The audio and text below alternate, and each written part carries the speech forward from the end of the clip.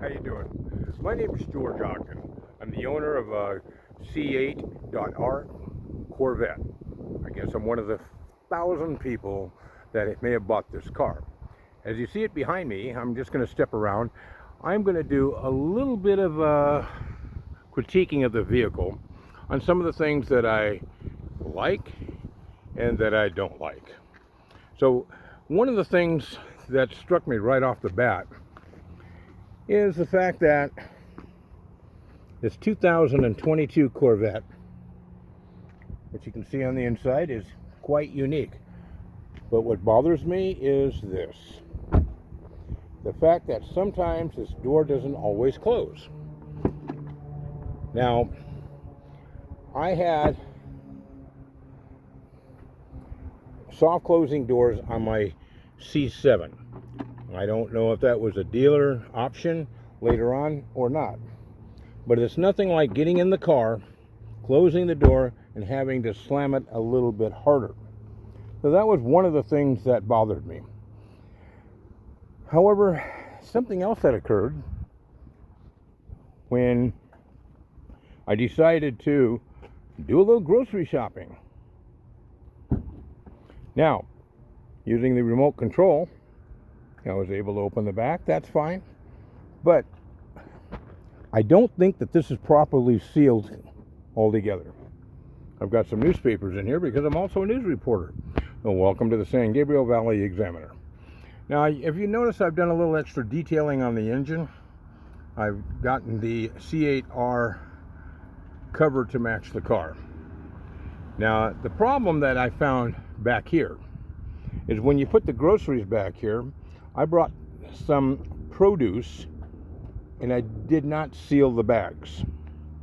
When I drove a little ways, probably about 10 miles, and I went to go get the groceries out of the vehicle, I had noticed that you get the exhaust smell from the car. This is soft closing. There we go. I had another problem. The seat on the passenger side kept making noises. I couldn't get it to stop. I couldn't figure out what it was wrong. I was about ready to take the seat out or take it back to the dealership, only to find out that this little doohickey up here, which is a seat retaining clip, had come unsnapped. So as I'm driving around, hitting little bumps, it'd make the noise. Simply hit that, and that resolves the problem. No more noise.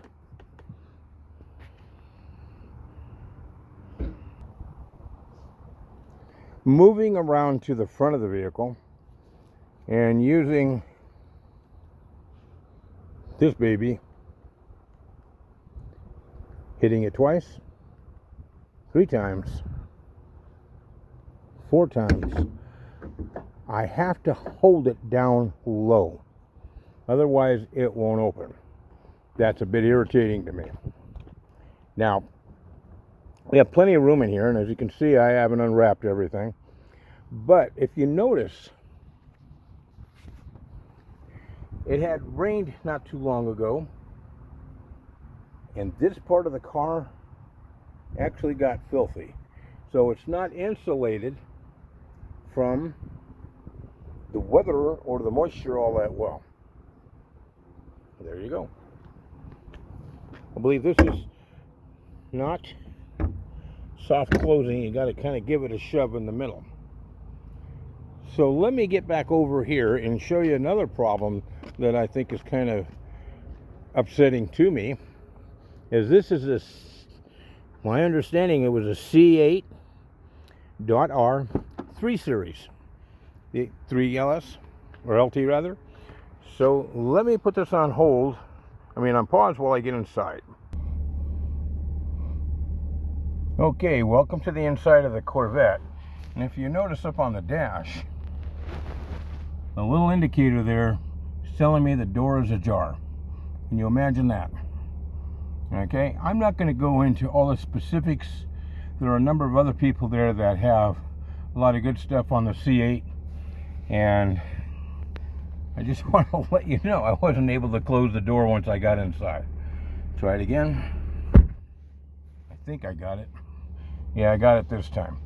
Anyway, what I want to do is show you the camera that they have here. Right now I'm getting a reflection of myself in the camera, and I apologize for that. I don't know how to get away from that, maybe moving it up here like this, but I need to show you this.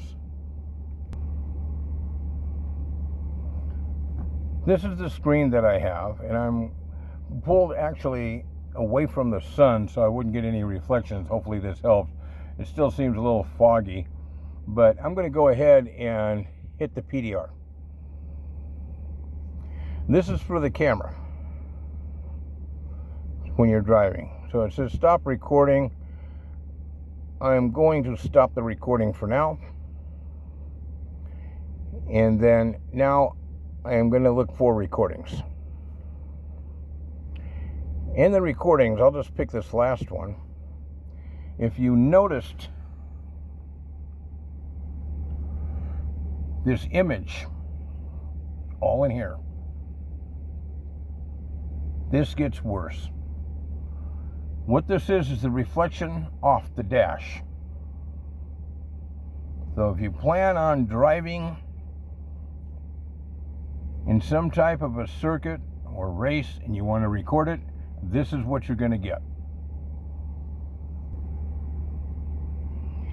Here's another recording that we had that just is horrible. If this guy was to back up and hit me, chances are that I wouldn't be able to use this recording maybe to justify the fact that, you know, he did back up, because it's obscured by the reflection, by the positioning of the camera. The camera is actually on the back of this mirror, which allows for the reflection to come in on the screen. So this was not thought out very well. The camera for the rearview mirror, as you can see, works well, and it's faced into the sun, but that's on the outside of the vehicle. In my opinion, this camera fails to do the quality that you would think it would do for you if you were in a rally and you wanted to record that rally and have some good quality pictures to post on the internet or social media. Whereas at this point, it's messed up.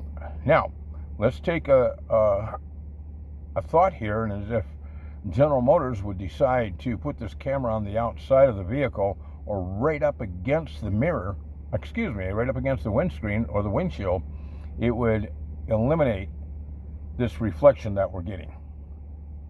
And it's, as you can see, it's just horribly bad in there, no matter which way you turn.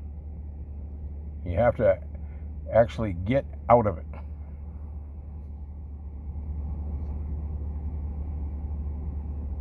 This is another recording, which again, you can see the outline of the dash, not good. Figured I would share this one as well. If you go into the shadows, it kind of eliminates it, but the minute you get into the sun and the dash gets illuminated by the sun, look what happens. Boom. You really can't see what you're recording. The night recording isn't all that bad. It seems to do well, but you still get some reflections. Actually, the reflection you're seeing right now is my hand. So let's see if I can drop this down a little bit. Whoops, I'm sorry, I almost dropped you. But what you're seeing on the screen is usually pretty good. So you don't have anything actually reflecting off the dash unless you go under some very bright lights.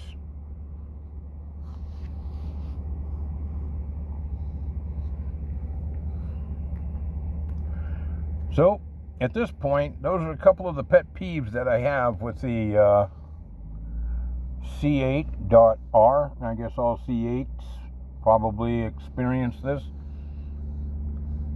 So overall, the performance of the vehicle is good, and I enjoyed driving the car without question, although it was not the one that I ordered. That went to crap. So we'll bring this up. We got K-Earth 101 here in the Los Angeles area. Anyway, thank you very much for visiting with me and going through this little review on the C8.R. I guess I'll always own a Corvette. And